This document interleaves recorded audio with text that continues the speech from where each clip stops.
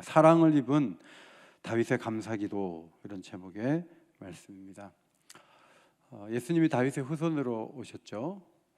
다윗은 장점이 참 많은 사람이에요. 얼굴도 그렇고 어떤 문학성도 있고 예술성이 있어서 또 악기 연주도 잘하고 굉장히 훌륭한 그런 인물이었어요. 무엇보다도 다윗의 장점은 하나님을 기쁘시게 하는 인생을 살았다는 것입니다.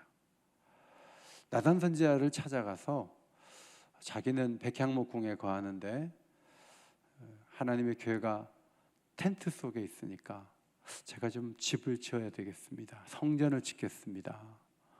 그래서 나단 선지자가 듣고 뭐 이런 왕이 있나 싶어가지고 말씀하신 대로 행하소서 그랬어요. 그런데 하나님께서 나단 선지자에게 나타나셔서 다윗이 내 집을 지으면 안 된다, 그렇게 말씀하시면서 거부 의사를 분명히 하셨습니다. 거절당한 거예요. 그런데 다윗이 그렇게 제안한 것이 하나님은 너무 기쁘셨던 것 같아요. 그래서 8절부터 14절까지 제가 쭉 개수를 좀 해보니까 8가지 보장을 해주세요. 첫 번째 보장은 너의 이름을 존귀한 자들의 이름 같은 이름을 만들어 주리라. 이름을 존귀하게 해주겠다. 그 다음에 9절에 이스라엘 백성을 위하여 한 곳을 정하여 그들을 심으리라. 이스라엘 백성 전체에 대한 축복의 말씀을 주시고 여기 심었다가 저쪽 심었다 하지 않고 한 곳에 딱 정해놓고 쭉 심는 가운데 악한 대적들이 해하지 못하도록, 사사시대와 달리 모든 대적들이 오히려 복종하도록 그렇게 하겠다고 말씀하시고요. 10절 하반절에 또 너를 위하여 한 왕조를 세우겠다. 내 뒤에 내 아들 중 하나를 세워서 나라를 견고하게 하겠다, 그렇게 약속하셨습니다. 그리고 그가 나를 위하여 집을 건축하며 나는 그의 왕위를 견고하게 하리라. 성전 건축은 너의 씨를 통해서 하겠다, 하나님이 말씀하셨고요. 그 다음 13절에는 너의 아들에게 나의 인자를 빼앗지 아니하리라. 사울 같은 경우에는 인자하신 은혜를 베풀다가 거둬들였어요. 그러니까 사울이 쩔쩔매는 거죠. 그런데 그 아들에게는 계속 인자함을 베풀겠다 약속하시고, 마지막으로 내가 영원히 그를 내 집과 내 나라에 세우리라. 그의 왕위가 견고하리라. 다윗은 한 가지를 제안했어요. 좀 성전을 지어드리고 싶습니다. 그러니까 하나님이 8가지 약속을 해주셨어요. 그러니까 하나님께서 얼마나 흡족한 반응을 보이셨는지를 우리는 알 수 있습니다. 하나님은 다윗을 향해 이런 말씀을 하셨어요. 양떼를 따라다니던 데에서 데려다가 내 백성 이스라엘의 주권자로 삼았다. 그렇죠. 양치기였어요. 그런데 하나님이 주권자로 삼으신 거예요. 그러니까 교회를 놓을 데가 없으니까 성전을 짓는다고 해서 내가 너를 너무 좋아해, 이런 뜻보다는 네가 그런 소원을 말하기 전에 나는 너를 너무 귀하게 받고 너를 이 나라의 주권자로, 양치기가 아니라 주권자로 나는 삼았어 라고 미리 말씀을 하시죠. 그리고 4절로 14절은 헌신한 교회를 성전에 넣어두겠다는 그 의사를 보시면서 하나님이 큰 은혜를 베푸시겠다고 약속하신 거예요. 그러니까 우리에게 주신 축복이 그런 거예요. 태어나면서부터 우리는 사랑을 입었고 예수를 믿자마자 우리는 하나님 백성이 되고 하나님을 아버지라 부를 수 있고 엄청난 복을 많이 받아요. 그런데 성경을 잘 보면 하나님 마음에 흡족한 행동을 하면 하나님이 또 감격하면서 플러스 알파를 또 놀랍게 부어주시는 거예요. 그래서 우리가 행위를 하든지 안 하든지 받은 복이 있고 하나님 마음을 기쁘게 함으로 또 다른 복이 우리에게 온다, 2단계의 복이 있다는 것을 우리 성경을 통해서 보게 되는데, 창세기 22장에 아브라함도 마찬가지예요. 아브라함을 갈대아 우르에서 불러낼 때 아브라함이 뭐 잘해서가 아니에요. 우상장사의 아들이고 뭐 똑같은 사람이지만 하나님이 아브라함에게 나타나셔서 고향 친척 집을 떠나서 내가 지시하는 곳으로 가라 이렇게 말씀하시면서 막 복을 약속을 해주셨어요. 근데 그 복이 전부가 아니었어요. 아들을 모리아 산으로 데려가서 번제로 드리라 했을 때 그가 최선을 다해서 그렇게 하려고 했는데 하나님이 중단시키면서 시험에 합격했다고 말씀하시죠. 자, 창세기 22장 16절 이하의 말씀이에요. 내가 나를 가리켜 맹세하노니 내가 이같이 행하여 내 아들 내 독자도 아끼지 아니하였은즉, 독자를 아끼지 않은 행위를 했기 때문에 큰 복을 주겠다. 내 씨가 크게 번성하여 하늘의 별과 같고 바닷가의 모래와 같이 하겠다. 내 씨가 대적의 성문을 차지하리라. 또 내 씨로 말미암아 천하 만민이 복을 받으리니 이는 내가 나의 말을 준행하였음이니라 하셨다 하니라. 하나님이 하라고 하신 일들을 잘 준행하는 것을 하나님이 기뻐하시고 그걸 보면서 또 한 번 복을 확인해 주실 뿐만 아니라 더 큰 복을 내려주시는 성경의 약속을 우리는 주목하게 됩니다. 하나님은 다윗이 성전을 짓겠다는 행동에 대해서 감동을 받았죠. 근데 잘 보면 제가 성전 좀 지어드릴게요, 그 한마디가 너무 좋아갖고 이렇게 8가지 복을 주겠다고 한 건 아니에요.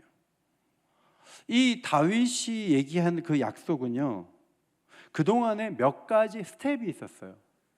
그것의 절정이 성전을 짓겠다는 거예요. 그 전에 다윗이 쭉 하나님을 위해서 뭔가를 해온 것이 있어요. 그것을 역대기 기자가 앞부분에 잘 밝혀주고 있어요. 먼저 역대상 13장에 보면 하나님의 궤를 기랏 여아림에서 올라가서 수레로 하나님의 궤를 옮겨 가려고 했습니다.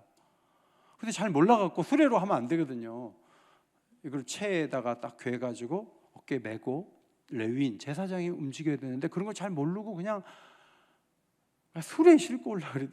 소가 뛰어가지고 웃사라는 사람이 딱 붙드는데 죽어버렸어요. 그래서 다윗이 그곳 이름을 베레스 웃사라고 했는데, 베레스란 말은 쳤다라는 뜻이에요. 쳤다, 웃사를 쳐친 땅이다, 그런 말이죠. 13장을 읽어보면 다윗이 웃사가 죽자 노했다 그랬어요. 화가 났어요. 왜 화가 났을까요? 자기는 하나님을 위해서 할 만큼 하는데 하나님이 이럴 수가 있냐는 거예요. 해도 너무하시네.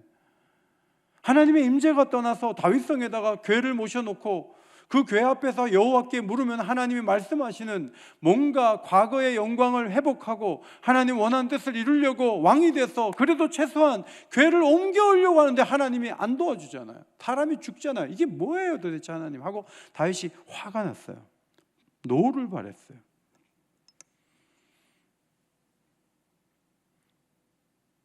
자기가 무시당한 느낌을 받은 거죠. 성소에 없는 궤를 원래의 자리로 옮기려고 했는데 내가 그렇게 큰 잘못을 한 거예요? 하나님 이게 뭐예요? 왜 사람이 죽어야 돼요? 이 일을 시도한 건 난데 내가 백성들 앞에 얼굴을 어떻게 들라고 하나님이 이렇게 하시는 거예요? 이제 그런 마음이 들었던 것 같아요. 그러나 다윗은 마음을 가다듬고 하나님을 두렵게 바라보면서 13장 12절, 역대상 13장 12절 같이 한번 읽겠습니다. 시작. 그날에 다윗이 하나님을 두려워하여 이르되 내가 어떻게 하나님의 궤를 내 곳으로 오게 하리요. 그래서 너무 두려워가지고요, 그 궤를 더 이상 움직이지 못하고 오벳에돔의 집에다 갖다 놨어요. 다윗성으로 오다가 또 누가 죽을지 모르니까 두려운 마음으로 오벳에돔의 집에 갖다 놨는데 오벳에돔의 집에 하나님이 복을 주시는 거예요. 그와 그의 소유에 복을 주셨어요. 14장에 보면 바알브라심이라는 곳으로 다윗이 올라가서 블레셋 사람들이 버리고 간 우상을 불을 태우는 장면이 나와요. 그리고 나서 15장에 가면 여호와의 궤를 둘 것을 마련하고 다윗 성으로 다시 한번 옮기는 시도를 해요. 자, 이번엔 정상적으로 하죠. 역대상 15장 15절입니다. 같이 읽겠습니다. 시작. 모세가 여호와의 말씀을 따라 명령한 대로 다윗 자손이 채에 하나님의 궤를 메어 어깨에 매니라. 정상적으로 모세 율법에 말한 대로 옮기니까 아무 문제가 없었어요. 자기가 뒤늦게 알았던 거죠. 자기의 무지에서 비롯된 일이었구나. 이스라엘 무리는 크게 기뻐하고 악기 연주자들은 연주를 하고 여호와의 언약궤를 메어 올렸습니다. 이게 다윗의 위대함이에요. 한번 어떤 일에 꺾이잖아요. 그러면 그 다음 사람들 잘 안 해요. 뒤로 딱 물러서 갖고 또 누가 죽을지 몰라, 난 안 해, 이래요.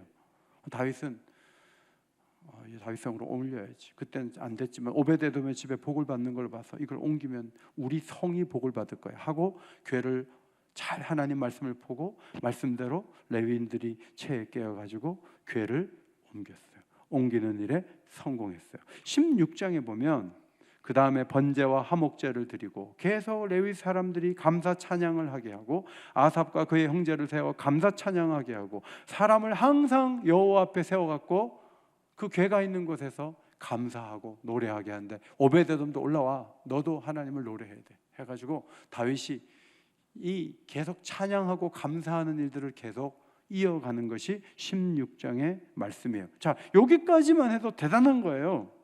사람이 죽었었는데 그걸 회복시켜갖고 여기까지 끌어올린 것만 해도 보통 사람은 나는 충분히 했어 이렇게 되는 거예요. 그런데 다윗이 집에 가 있는데 자기는 백향목 궁에 자는데 하나님의 궤가, 언약궤가 텐트 속에 있다는 게 이게 말이 안 된다 이 생각이 드는 거예요. 물론 여러분 가운데는 그러면 다윗은 성전을 딱 지어놓고 궤를 한 번에 딱 들어가면 될 텐데 왜 자꾸 2단계로 하느냐 이렇게 묻는 분이 계실지 모르지만 우리가 그렇잖아요. 11월이 돼봐야 12월이 전망이 되는 것도 많아요. 10월 달에는 잘 안 보이는 게 11월 달에 좀 더 분명히 보이다 보니까 12월에 할 일을 11월에 하는 경우가 많아요. 그걸 미리 알고 작년 12월에 하지 그게 안 되는 경우가 많아요. 그 다음 단계에 가서 그 다음 단계 일이 보이는 거지 처음부터 그 먼 데까지 다 보고 해봐라. 다윗은 그런 안목은 없었어요. 그건 우리의 약함이고 다윗의 약함이에요. 다윗의 위대함은 다 볼 수는 없지만 어떤 단계에 가서 뭔가 일이 보이면 충분하지 않아, 좀 더 해야 되겠어, 이런 헌신하는 마음이 있었던 거죠. 자, 하나님은 다윗을 보면서 너무 기뻐하시면서 너의 씨를 통해서 내가 성전을 지을 거야. 그런데 그 씨가 누구냐 하면 솔로몬이죠. 그러나 성경을 잘 보면 하나님이 다윗에게 말씀하신 씨는 솔로몬이 아니에요. 솔로몬의 왕국이 영원했나요? 솔로몬도 죽었는데 그 다음 아들 때에서 나라가 갈라섰는데 그러면 하나님이 언약을 깬 거잖아요. 하나님이 다윗에게 씨를 통해서 나라를 영원히 견고하게 하겠다고 약속하신 것은 예수님을 두고 한 얘기예요. 예수님을 통해서 하나님 나라를 세워서 그 나라가 망하지 않도록 교회의 영광이 영원하도록 하겠다. 이게 하나님의 구상이고 다윗에게 밝혀준 약속이에요. 자, 요한복음 2장 19절 너희가 이 성전을 헐라 내가 사흘 동안에 일으키리라. 아니 40년이 더 걸려갖고 만들었는데 쥐가 무슨 사흘 동안 일으킨다. 사람들이 수군거렸죠. 그런데 사도 요한이 해설하죠. 21절 그러나 예수는 성정된 자기 육체를 가리켜 말씀하신 것이라. 여러분, 예수님이 성전이 되시는 거예요. 어떻게 해요? 예수님께 나아가고 예수님의 이름으로 기도하고 예수님 안에 가면 하나님을 만나는 축복이 있는 거예요. 그래서 예수님은 우리의 성전이 되는 거예요. 다윗에게 지금 밝힌 말씀은 너의 아들을 통해서 건물 짓게 그런 얘기가 아니에요. 내가 앞으로 다윗의 후손으로 오신 예수를 보내어서 어디서든지 언제든지 내 아들 안에서 내가 만나주는 세계가 열리게 될 거야. 내가 그 나를 통해서 나는 하나님 나라를 세울 거야. 그 나라는 망하지 않아. 그 나라는 영원히 견고하게 설 거야 라고 다윗에게 말씀해 주신 거예요. 다윗은 그 깊은 의도를 다 몰랐겠죠. 그러나 나중에 보니까 이 말씀이 그 말씀이라는 것을 우리가 알게 된 거죠. 다윗은 그 하나님의 말씀을 들으면서 감격해서 4가지 기도를 드렸어요. 첫 번째, 자기를 발견하는 기도가 먼저 드려졌습니다. 그것이 16절이에요. 같이 한번 읽겠습니다. 시작. 나는 누구이며 내 집은 무엇이기에 나에게 이에 이르게 하셨나이까. 이에 이르게 하셨다는 말은 왕이 됐다는 얘기예요. 내가 누군데? 자기 누구죠? 이세의 8번째 아들, 막내 아들. 내 집은 베들레헴의 가난한 시골집에 양치기. 양치는 집의 아들이죠. 집이 초라하죠. 사람들이 막 무시하죠. 나발도 막 무시하잖아요. 이 세 아들 누구냐 이러면서. 그러니까 자기 자신도 형제 중에 마지가 아니고 자기 집도 베들레헴의 초라한 한 집에 불과했어요. 그런데 자기를 왕을 세웠잖아요. 지금 다윗은 하나님으로부터 엄청난 칭찬을 받으면서 8가지 축복을 받고 있어요. 근데 이 큰 축복이 임했을 때 놀랍게도 다윗은 자기 자신을 봤어요. 이것이 다윗의 위대함이에요. 하나님의 영광을 봤을 때 이사야 선지자가 내 입이 부정하다 그러잖아요. 베드로가 많은 것을 그물로 건졌을 때 나는 죄인으로서이다 나를 떠나소서. 자기가 보이는 거예요. 여러분 은혜를 많이 받으면요 자기의 그 밑바닥, 자기의 초라함, 자기의 아무것도 아님 이런 것들을 깨닫게 됐다고 성경 여러 곳에서 증거한 것을 우리는 보게 되죠. 베드로가 3번 예수님을 부인하죠. 예수님께서 부활하신 예수님께서 잘못을 거론하지 않고 요한의 아들 시몬아 이 사람들보다 네가 나를 사랑하느냐? 물론이죠. 저는 제일 사랑해요. 옛날 같으면 그렇게 얘기했겠지만 3번이나 부인한 그는 부활하신 예수님께 이렇게 말하죠. 주님 그러하나이다. 내가 주님을 사랑하는 줄 주님께서 아시나이다. 아니 자기가 안다고 하면 안 돼요? 근데 자기가 한번 무너지고 실망스러운 행동을 하고 나니까 자기가 주님을 사랑한다는 얘기도 떳떳하게 강하게 못해요. 왜냐하면 자기라는 존재가 정말 아무것도 아닌 걸 알기 때문에. 옛날엔 내가 지켜줄게요. 죽기는 왜 죽어요? 내가 지켜줄게요. 그런 식으로 말했는데 이번에는 자기가 사랑하는 그 감정, 자기 어떤 생각조차도 제대로 표현하기가 어려워요. 왜냐하면 자기는 그만큼 약한 존재인 것을 알고 있기 때문에 그래요. 이것이 하나님의 큰 은혜를 본 사람의 놀라운 모습이에요. 바울도 그렇죠. 미쁘다 모든 사람이 받을 만한 이 말이요 그리스도 예수께서 죄인을 구원하시려고 세상에 임하셨도다 하였도다. 그 다음 뭐라 그래요? 죄인 중에 내가 계수니라. 그러나 내가 긍휼을 입은 까닭은 예수 그리스도께서 내게 먼저 1절 오래 참으심을 보이사 후에 주를 믿어 영생 얻는 자들에게 본이 되게 하려 하심이라.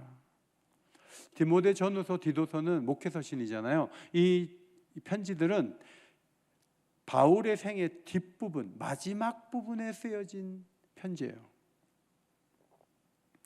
그러면 이 정도 되면 시간이 꽤 흘렀고 바울은 굉장히 많은 열매들을 갖고 있었어요. 곳곳에 교회를 개척했고 많은 제자들을 세웠고 바울의 손발을 통해서 이루어낸 일들이 온 세계에 가득한 상황이에요. 그 정도 되면 바울은 업적이 많은 사람으로 자기를 차차할 수 있어요. 근데 바울이 아들 같은 디모데에게 죄인 중에 내가 괴수다 이 말을 했고요. 그 바로 앞절에 보면은 내가 박해했다, 교회를 비방했다, 폭행자다 이런 표현을 써요.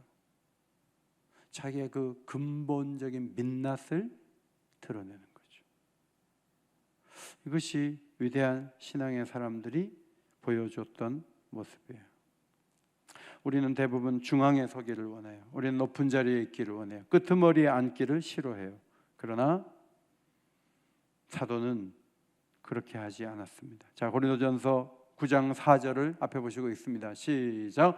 내가 생각하건대 하나님이 사도인 우리를 죽이기로 작정된 자 같이 끄트머리에 두셨으며 우리는 세계 곧 천사와 사람에게 구경거리가 되었도다. 중앙에 있기를 원하잖아요. 지금 끄트머리에 앉아 계신 분들 계시죠? 저 이 끄트머리 이렇게 기둥에서 저하고 지금 눈이 안 마주치는 분들, 끄트머리에 앉기를 원치 않아요. 우리는 중앙에 서기를 원해요. 어디 가나 인정받기를 원하고 내 이름을 한번 불러주기를 원하고 우리는 그런 존재예요. 그런데 바울이 사역을 하다 보니까 하나님이 막 몰아세우시는 거예요. 곧 죽을 사람처럼 몰아세우시는 거예요. 그리고 사람들이 구경거리처럼 보면서 쯧쯧쯧쯧 하는 거예요. 그런 고통과 아픔을 겪었기 때문에 더 잘 견딜 수 있었다고 봅니다. 신앙의 위인들의 특징이 뭐예요? 나는 크지 않다. 나는 대단하지 않다. 나는 초라하다. 나는 여전히 문제를 안고 있다. 나는 위태롭다. 오늘 다윗이 내가 누군데, 우리 집이 뭔데 저를 왕을 삼으셨습니까? 이렇게 고백한 것은 아주 귀한 고백이에요. 두 번째, 존귀한 대우에 감사하죠. 존귀한 대우에 감사했어요. 17절, 자, 표준 세번역인데 앞에 보시고 같이 읽겠습니다. 시작. 하나님, 그런데도 주께서는 이것도 오히려 부족하게 여기시고 주의 종이 집안에 있을 먼 장래일까지 말씀해 주셨습니다. 주 하나님, 주께서는 나를 존귀하게 만드셨습니다. 왕을 세워주신 것도 작게 보시면서 우리 집안의 먼 미래의 일까지 말씀해 주신 걸 볼 때 저를 존귀하게 만드셨군요. 존중받는 느낌을 받았어요. 저를 존귀하게 만드셨군요. 하나님의 은혜로 왕이 되었어요. 그런데 미래까지 말씀해 주시는 하나님의 사랑을 입으면서 아, 나를 대우해 주시는구나, 존귀하게 여기시는구나. 존귀한 이름을 하나님이 주셨는데 자신도 존귀한 느낌을 받았어요. 막내 아들이에요. 집에서 우리 집도 보면 막내를 좀 무시해요. 형도 무시하고 누나도 무시하고 막 그런 느낌을 막내에겐 줘요. 막내가 그런 느낌을 가지고 살아요. 그 집안에서 막내들이 존중받는 게 쉽지가 않아요. 아버지도 사무엘이 왔을 때 형들은 다 사무엘을 맡게 하고 너는 양처 하고 무시하는 거거든요. 또 형을 만나기 위해서 전장에 갔을 때 형이 뭐 구경하러 왔냐고 막 나쁜 말로 하잖아요. 그러니까 계속 무시당해. 장인 어른은 또 막 죽이려고 그래요. 그리고 막 정말 나쁜 말을 막 하고 장가를 잘못 간 거예요. 너무너무 힘든 세월을 보냈어요. 근데 다윗이 누구에게 존귀한 느낌을 받았냐면 하나님이 나를 귀하게 여기시는구나, 참 감사하다, 이런 마음을 품고 기도했습니다. 오늘 아침에 제가 엠마오 교회 한장수 목사님 말씀을 잠깐 드렸잖아요. 그 한 목사님 간증도 들어보니까 6학년 때 어머니가 암으로 돌아가시고 아버지가 그 간척지로 그냥 농사를 지러 떠난 거예요. 그러니까 사실 부모님이 계시다가 엄마가 돌아가시면 아버지가 막 끝까지 키우는 좀 별로 없어요. 물론 두 분이 오래 살아야 되지만 가능하면 엄마가 옆에 있는 게 유리해요.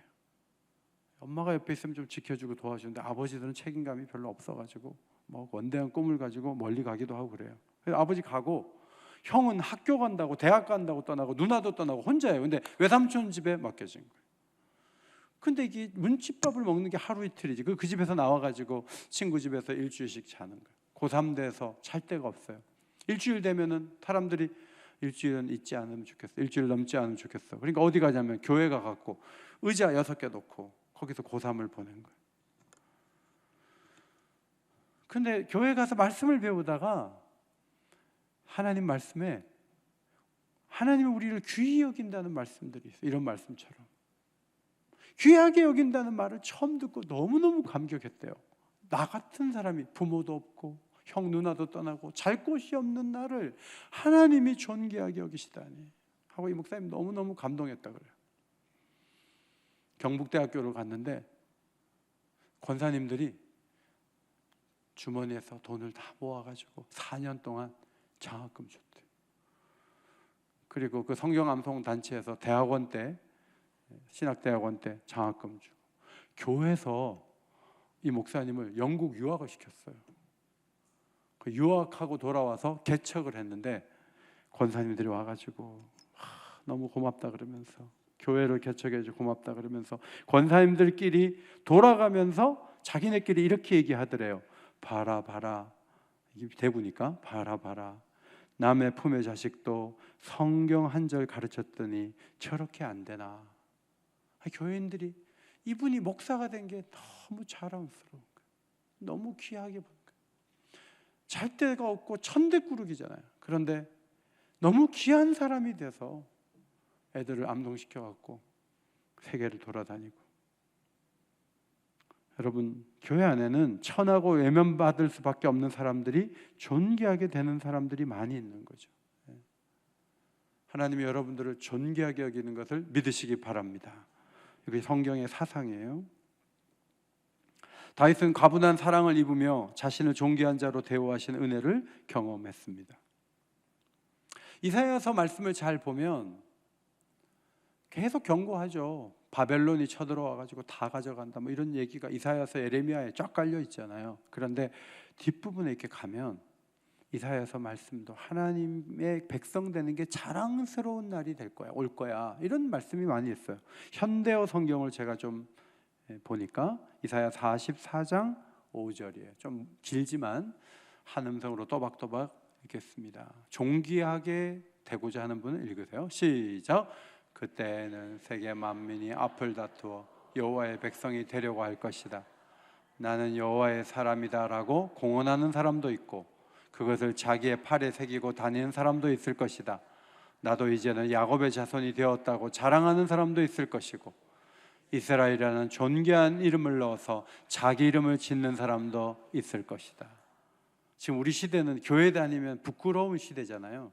그래서 20대들은 교회 다니는 걸 숨겨요. 아이고 요즘 같은 때 교회를 다녀? 넌 진짜 문제야 막 하고 친구들이 말할 수 있으니까 교회 다니는 걸 이렇게 숨기면서 교회를 다니는 친구들이 있을 수도 있어요. 그러나 언젠가 앞을 다투어서 하나님 백성인 것을 자랑할 날이 올 거야.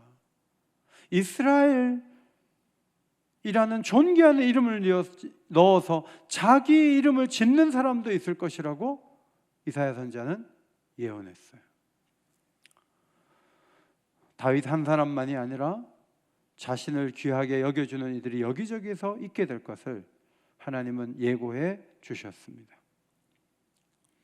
베드로 사도도 우리 성도들이 받아 누리는 주님의 존귀한 대우를 이렇게 적었습니다. 베드로전서 3장 3절 4절입니다. 앞에 보시고 한 번 더 소리내서 읽겠습니다. 시작. 그의 많으신 긍휼대로 예수 그리스도를 죽은 자 가운데서 부활하게 하심으로 말미암아 우리를 거듭나게 하사 산 소망이 있게 하심, 썩지 않고 더럽지 않고 새하지 아니하는 유업을 있게 하시나니 곧 너희를 위하여 하늘에 간직하신 것이라. 오늘 다윗에게는 너의 자손이 왕조를 이루고 내 씨가 내 아들이 그렇게 말했지만 신약에 가면 거듭남, 산소망, 썩지 않고 더럽지 않고 새하지 않는 유업, 하늘에 간직된 보물 같은 놀라운 세계, 이게 다 우리를 존귀하게 여기시는 하나님의 놀라운 약속이에요. 우린 그것을 바라보는데 기도 속에 그게 흘러나오면 너무 좋은 거예요. 뭔가 아는 거예요. 언약을 아는 거예요. 세 번째, 이스라엘의 하나님을 인정하는 기도를 드린 것을 보게 됩니다. 다윗은 주 외에는 하나님이 없으며 땅 위에 이스라엘 같은 나라는 없다고 고백을 하죠. 주의 백성 이스라엘을 영원히 주의 백성 삼으셔서 그들의 하나님이 되시려는 그 인도하심에 다윗은 감사했습니다. 회사에서 사람을 뽑으면 언제까지 그 사람과 관계를 맺죠? 그 사람이 최대한 회사에 기여할 수 있을 때까지만 두는 거예요. 모든 회사가 그래요. 그 사람을 잘 되게 하려고 회사가 그를 뽑은 건 아니에요. 그 사람이 회사에 기여할 뭔가가 있기 때문에 뽑은 거예요. 그 사람이 좀 나이가 많아지고 그 사람이 좀 새하얘지면 나가실 생각 없습니까? 나가시면 좋겠는데 이렇게 나오잖아요. 모든 조직이 그렇지 않아요? 네. 축구 감독 클리스만인가? 그 사람 딱 뽑았는데 우리가 원하는 대로 안 하잖아요. 그럼 막 전부들 빨리 바꾸라고, 감독 바꾸라고 막 그러잖아요. 이게 세상에서의 관계예요. 근데 하나님이 이스라엘 백성을 뽑아내셨을 때 내가 원하는 쪽으로만 가면 너희들이 하고 나하고 좋지만 너희들이 원하는 쪽으로 안 가면 나 언제든지 발로 차버릴 거야. 하나님은 그렇게 해서 관계를 맺지 않았어요. 로마서를 보면 이스라엘이 지금 완전히 외면당한 것 같지만 결국은 이스라엘을 다 회복시킬 거라고 바울이 절망하는 것은 하나님의 부르심에 독특한 의미가 있기 때문에 그래요. 그 마치 부모가 자식을 포기하지 않는 것과 같은 그런 관계가 있기 때문에 자기 백성을 끝까지 포기하지 않는 거예요. 하나님은요, 여러분이 나이가 좀 들고 병들고 나중에 교회 나오기 힘든 상황이 됐어. 그럼 하나님이 계약 해지하자. 나는 건강한 사람이 와서 예배하는 걸 원해. 난 너하고 관계가 됐어. 이렇게 말하지 않아요. 여러분 좀 힘들고 어렵고 겨우 온라인으로 예배드리고 교회에서는 왜 현장에 안 나오냐고 막 그래도 하나님께서 네가 많이 아프구나. 난 너와의 관계를 깨지 않아. 난 너의 하나님 된 걸 기뻐하고 있어. 나와의 관계는 영원한 거야 하고 하나님은 계속 영원히 내 백성 삼겠다는 의지를 갖고 대하시는 거죠. 그것이 하나님과 우리와의 관계예요. 다윗이 이 감사 기도하는 속에 그런 발견을 하는 거죠. 여러분, 다 서로 유익 주기 위해서 서로 만나고 관계를 맺지만 상대방이 좀 힘들어도 끝까지 책임지겠다고 관계 맺는 게 뭐예요? 그게 부부관계예요. 그래서 주례할 때 상대방이 약하고 어려울 때도 끝까지 섬기겠냐고 물어보고 서약받고 그리고 부부가 되는 거예요. 근데 사도 바울이 남편이 아내에게 잘해야 된다는 얘기를 이렇게 표현하죠. 에베소서 5장 남편들아 아내 사랑하기를 그리스도께서 교회를 사랑하시고 그 교회를 위하여 자신을 주신 같이 하라. 이는 물로 씻어 말씀으로 깨끗하게 하사 거룩하게 하시고 자기 앞에 어떤 교회? 영광스러운 교회로 세우사 티나 주름 잡힌 것이나 이런 것들이 없이 거룩하고 흠이 없게 하려 하심이라.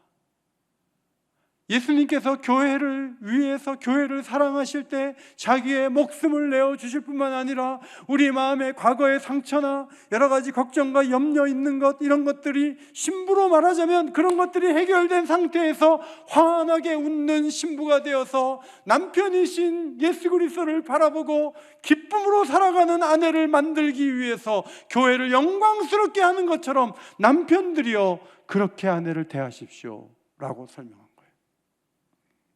남편들 그렇게 하시기를 바랍니다. 아멘을 이렇게 하시면 안 돼요.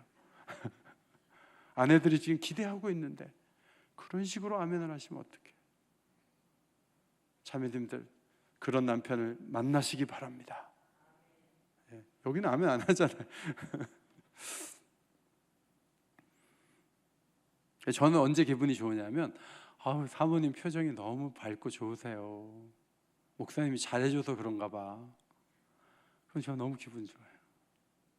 저보고 뭐라고 안 해도 돼요. 제 아내가 막 그냥 너무 어떻게 얼마나 남편이 잘해주면 그렇게 얼굴 표정이 좋으냐고 막 그러면 제가 잘해줬다는 얘기 아니에요. 우리 주님이 언제 기분 좋으세요? 여러분들이 행복할 때, 여러분들이 속상한 거 다 버려버리고 티나 주름 잡힌 것, 흠 잡힌 것이 다 해결이 되어서 여러분이 막 기쁘고 감사하고 찬양하고 그러면 하나님이 그것을 행복하게 여기실 줄 믿습니다. 그것이 우리에게 주신 놀라운 축복이에요. 마지막 네 번째는 기도로 간구할 마음이 생겼다는 거죠. 많은 축복과 은혜를 받으면서 기도하고 싶다. 기도로 간구할 마음이 생겼다는 거예요. 기도는 꼭 환난 속에 밀어넣어야 기도가 되는 건 아니에요. 정말 과분한 대우를 받으면요 기도하고 싶어요. 학생들이 이렇게 장학금을 주잖아요. 그러면 편지 쓰고 싶은 거예요. 어떤 학생은, 그러니까 많은 경우에 안 그런데 어떤 학생은 감사 편지 쓰고 싶은 거예요. 고맙다고. 대우를 해줄 때 대우 받는 것에 대해서 표현하고 싶은 마음은 경건한 마음이고 아름다운 마음인데 다윗은 그런 마음이 생겼다는 거죠. 사실 우리는 이 말씀을 보면서 지금 다윗은 집을 지어 드린 것도 아니에요. 드려 드릴까요? 지어 드릴까요? 물었어요. 그리고 하나님도 뭔가 현물로 주시거나 은행에 입금한 게 하나도 없어요. 지금 아무도 받은 것도 없고 준 것도 없다고요. 그런데 지금 엄청난 것들이 오고 가고 있는 거예요. 이게 신앙생활이에요. 제가 오늘 여러분이 막 보는 앞에서 막 금덩어리 갖다 막 던져주면 막 와, 오늘 오기 너무 잘했다. 아침엔 휴지 주더니 저녁에는 금덩어리를 주네. 그런데 여러분이 막 기뻐하면서 막 받아갈 거 아니에요. 그럼 다음 주에 이 자리에 차고 넘칠 거 아니에요. 그죠? 그런 거 없어도 우린 지금 많은 것을 주고받고 있는 거예요. 그게 귀한 거예요. 여러분 표정을 보니까 그래도 현물로 주세요. 뭐 그런 표정이. 제가 역대기를 보면서 뭘 느꼈냐면 역대기 기자는요 밧세바 사건을 안 다뤄요. 그리고 인구조사하다가 막 어려움 당한 것도 안 다루고요. 사울 왕 때문에 기본적으로 잘못해갖고 막 기근이 오고 그래가지고 엄청난 어려운 일 그런 거 하나도 안 다뤄요. 안 다루고 다윗의 거의 온전한 부분만 소개해요. 그럼 우리가 보기에는 아니 사무엘서 기자는 있는 대로 기록하는데 역대기 기자는 왜 빼? 두 가지를 다 얘기하지. 우린 그런 생각을 해요. 근데 제가 지난주에 말씀드린 것처럼 역대기는 포로에서 잡혀갔다가 돌아온 사람들의 회복을 위해서 쓴 책이에요. 그런 역사서예요. 마치 로마서에서 아브라함이 하갈을 통해서 이스마엘을 낳았다 이런 구구절절의 얘기를 안 넣잖아요. 99세 때 내년 이맘때 아들이 있으리라 막 피죽피죽 웃고 그런 거 하나도 안 넣어요. 로마서에는 그냥 아브라함도 믿었고 사라도 믿었다 그러잖아요. 그렇게 적어도 아무 문제가 없어요. 역사를 다룰 때 꼭 어떤 약점과 잘못된 걸 끄집어내가지고 그걸 다 들춰내야 역사를 잘 아는 건 아니에요. 하나님의 사랑이 너무 크기 때문에 그 큰 사랑을 받은 우리 조상들이 어떤 상황에서 어떤 기도를 드리고 성전을 중심으로 어떻게 회복되고 어떻게 번창되었는지를 보여주므로 포로 생활에서 돌아와서 엄청나게 회복될 수 있다는 자신감을 주기 위해서 역대기가 기록이 됐기 때문에 다윗을 좋게 솔로몬을 좋게 기록을 하는 것인데 이런 역사 기술도 우리가 배워야 할 점이 있다고 봅니다. 한 해를 보내면서 다윗의 감사기도를 드리고 우리가 새해를 맞이하면 좋겠어요. 3주 동안 기도했는데 우리가 오늘 이 다윗의 기도를 가지고 기도하면 좋겠어요. 하나님이 우리에게 주시려고 하는 큰 은혜와 복을 확신하시고 하나님 받으실 만한 기도를 오늘도 잘 드릴 수 있는 복된 기도의 자리가 되시기를 주의 이름으로 축원합니다.